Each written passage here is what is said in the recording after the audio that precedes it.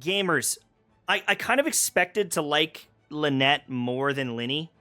As soon as I saw the footage of her gameplay, that's what I had hoped from this like magician gameplay. I wanted some sort of assassin. I think that Lynette is better than I expected, especially if you have constellations. Without constellations, I think that Lynette is pretty cool, and everyone's got a free copy, which is awesome. That's really exciting. But Lynette with constellations actually gets kind of crazy. If for some reason you're wailing out on one of the banners and you ended up getting C6, it also opens up some different doors, which I'll talk about maybe in a little bit. But just base level Lynette, really cool. So let's just have a quick talk. You could do Sacrificial Sword, and it would be very interesting, especially if you had constellations, because you can get an extra charge of her E. And so you could be like, but, reset. Like, you could be like throwing down multiple E abilities, and every time she uses her E ability, she's generating 4 particles. So between the ER here and the usage here, you're going to be generating a ton of particles for your team. All right? So as a base character, you get 1 usage of this ability. You can either tap it, and you're going to do that little attack, generate some particles, or you can run around the map. But if you get constellations, and I think it's C4, you get another usage. So it can work with Sacrificial Sword, no problem.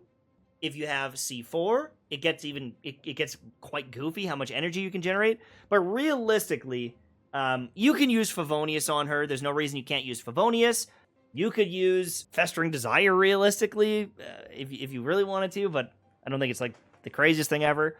And most people won't have it, so maybe we won't talk about that. But there's also some new craftable weapons that might work as well. But pretty much, you could build her as like a sub DPS and give her some crit and all that stuff. But I think that giving her team energy and using the Verdescent set, thank God they have it on here, I think is the strat. She's got decent AoE, and when you get constellations, I think she could work in almost any team, any fight with Verdescent set to shred, to generate energy. And if you get more constellations, she actually gets better at it, because her feint is now a vortex that sucks stuff in. This ultimate, her burst ability, it sends out kind of 4 like damaging orbs, but now it sends out 8 total over the course of the duration, which is pretty cool. And so her application of Animo and like swirling and stuff is pretty decent. And she's just fun. Like, she's super fun. You just run in, and she's kind of like Yelan Mini. The only difference is, if I run through all these people, it only chooses 1 target. It's not tagging all of them. That noise is actually changing targets. So you realistically can just tap your E. You can run through them if you really want to reposition. If you want to go to that back line, you can go and do that. But it will attack that unit when you're done, or you can end it early. But realistically, you can just dive in and just use your E ability, get some AoE, and that's good. Her burst is going to repeatedly swirl and attack, and it's going to send out orbs. So it's kind of like Sucrose with a little ranged attack there. And this isn't too bad, but most likely that is for you to swirl and boost up your team. But, you know, abilities aside, like, I think that she's got some cool flow here. I think she's got some fun factor here. But it's her passives that are actually kind of cool.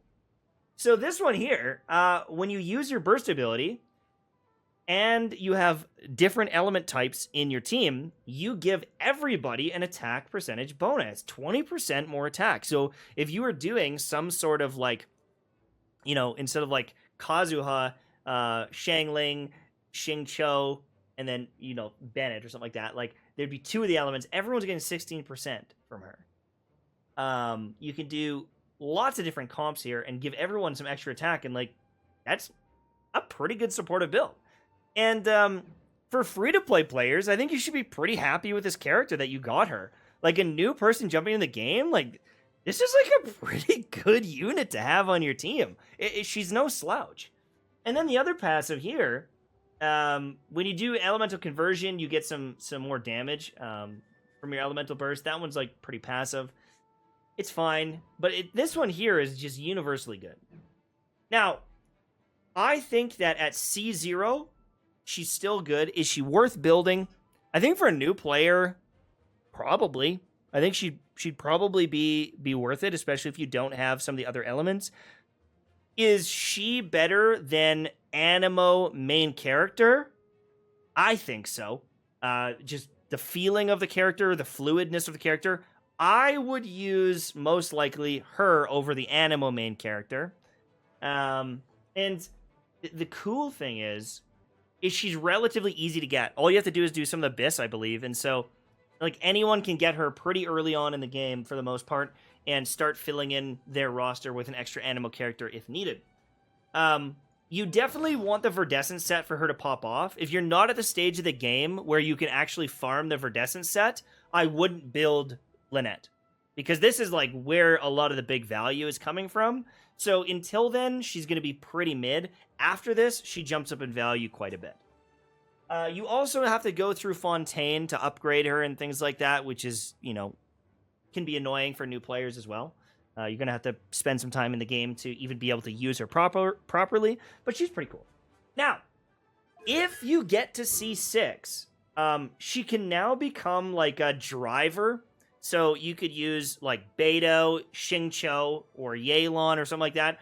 They're all sending out their abilities, and she's just normal attacking. You use your feint ability, you just tap E, and now you're infused with Animo, and you're swirling over and over and over again. And so what you could do is instead of building like attack and everything, hypothetically you could build like a bunch of EM and then just get like the base damage from quick attack swirls.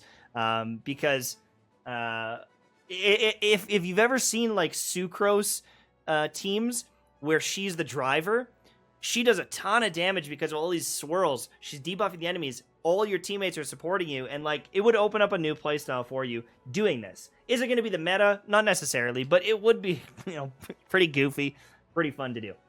This is one of the best 4-star units I've seen in a while for like fun factor, because I'm very into fun factor for characters, and I'm just happy that they made her because I personally really like her style. I think she looks better than Linny, just her colors and everything, and she just seems pretty cool. And that's pretty much all I have to say. Lynette is Pog. I don't think she's gonna break the game. Let's just be honest here. She's not Xingqi. She's not Bennet. She's not Fischl. I don't think she's as good as Sucrose. Like a well-built Sucrose, I think is technically better. But yeah. I think she's still good. Anyways, that's it for me. Have a good day. I'll see you soon. Bye-bye.